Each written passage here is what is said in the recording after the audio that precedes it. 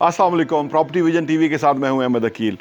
आपने टैक्स के ऊपर देखा कि रियल एस्टेट सेक्टर के हवाले से बेजा टैक्स लगाए गए हैं और यानी बेतुके डबल कर दिए गए टैक्स। और अगर फ़र्ज़ करें आप प्रॉपर्टी होल्ड करते हैं और आप उसका रेंट ले रहे हैं, अगर उसकी मालियत 2.5 करोड़ है तो उसके ऊपर भी टैक्स लगा दिया गया है, जो आमदनी है उसके ऊपर।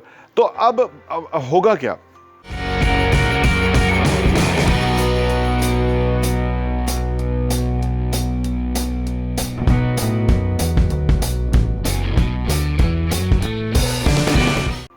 आम लोग सोचते हैं पाकिस्तान में ना, हमारे लोगों की ना जो याददाश्त है वो बहुत कमज़ोर है। और इस तरह के बहुत सारे वाक़यात पहले भी हुए हैं। पिछली दफ़ा भी जो पिछली हुकूमत थी उसने भी टैक्स लगा दिया था। उसके बाद फिर बहुत बड़ा प्रोटेस्ट हुआ और फिर लोगों के साथ नेगोशिएट करके तो रियल एस्टेट के ऊपर टैक्स को वापस फिक्स किया गया कि जो लोगों को सूटेबल था। तो ये सिर्फ जो हुआ है ना, ये सारा ये सिर्फ IMF से पैसे लेने की, $1 अरब लेने की बारी है। $1 अरब के लिए वो शहबाज शरीफ की इस्टेब्लिशमेंट की, ये सारे अरस्तुओं की जो है ना वो नाक रगड़वा रहा है IMF कि फिर मैं आपको $1 अरब दूंगा। द मोमेंट उसने $1 अरब दे दिया तो ये फिर पॉलिसियाँ नरम हो जाएंगी। इसी वजह से आपने देखा कि कहीं से कोई इतना बड़ा प्रोटेस्ट नहीं है, क्योंकि ये सिर्फ उसके लिए हो रहा है। क्योंकि हम उधार पे चलते हैं ना, बदकिस्मती से हमें वो भाड़ा मिल जाएगा ना, तो उसके बाद हम फिर अपने पॉलिसियों को और तरह चेंज कर लेंगे। ये जो आम पाकिस्तानी है ना, वो समझे इस मुल्क के अंदर मसला सिर्फ ये नहीं है कि इस मुल्क के अंदर जो पॉलिसियाँ बन जाएंगी वो हमेशा रहेंगी। जैसे इन्होंने अभी बजट दे दिया तो यही बजट रहेगा। ये एक और बजट आएगा, आप देख लीजिएगा, थोड़े से बाद एक और बजट आएगा जिसमें इन टैक्सेस को नरम किया जाएगा, इन चीज़ों को डिफरेंट किया जाएगा। इसलिए जो लोग इन्वेस्टमेंट के हवाले से करना चाहते हैं ना रियल एस्टेट के अंदर, तो उनको इससे खौफजदा नहीं होना चाहिए। उनको ये समझ आनी चाहिए कि ये वक्ती सा फेज़ है, ये गुजर जाएगा और उसके बाद नॉर्मल सिचुएशन हो जाएगी।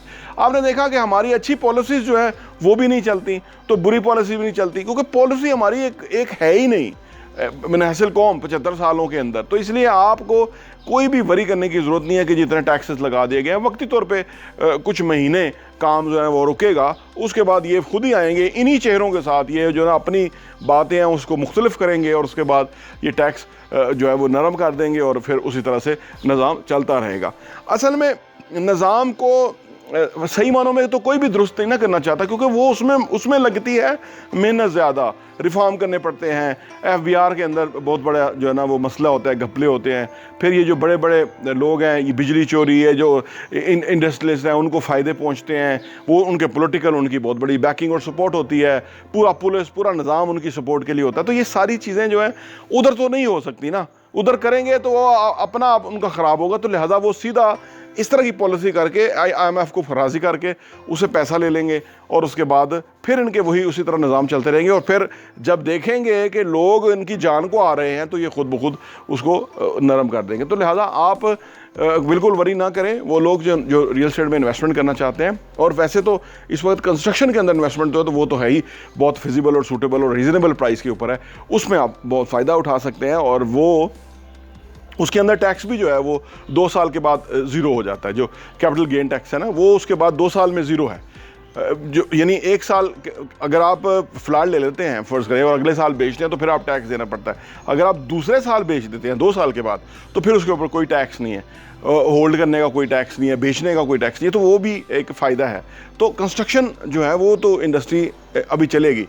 हाँ, ये ज़रूर है कि मटेरियल महंगा हो रहा है, चीज़ें महंगी हो रही हैं, इस पर वरी है, ये अपनी जगह इंपॉर्टेंट है। लेकिन जो कस्टमर एंड के ऊपर है, क्योंकि जो बिल्डर है वो अपने मार्जिनस को रीज़नेबल करने की कोशिश करेगा, क्योंकि अगर वो बहुत पैसे चार्ज करेगा तो उसकी सेल नहीं होगी, और उसकी सेल नहीं होगी तो उसकी बिल्डिंग नहीं बनेगी, तो वो सारा कुछ रुक जाता है। तो इसलिए वो अपना प्रॉफिट ही कंप्रोमाइज़ करेगा, उसी के ऊपर उसकी कोशिश होगी कि वो लोगों को चीज़ें बेचे ताकि उसका एक जो साइकिल है वो चले।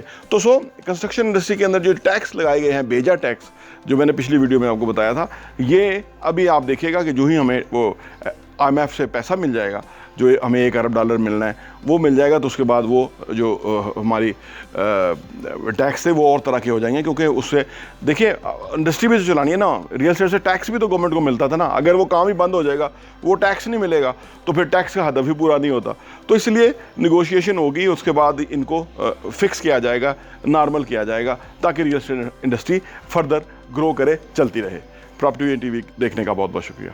और हाँ, यहाँ मैं आपको ये भी बताता चलूँ, प्रॉपर्टी विजन का जो हमारा एडिशन है वो साल के 12 एडिशन आपको सिर्फ 1000 रुपये के ऊपर मिल सकते हैं। आप अगर आप चाहते हैं कि आपके पास ये सॉफ्ट कॉपी में आ जाए और आप उसको अपनी ईज़ में पढ़ सकें और मुख्तलिफ़ चीज़ों को गौर कर सकें, हमें आप व्हाट्सअप कीजिए ताकि हम आपको वो भेज सकें।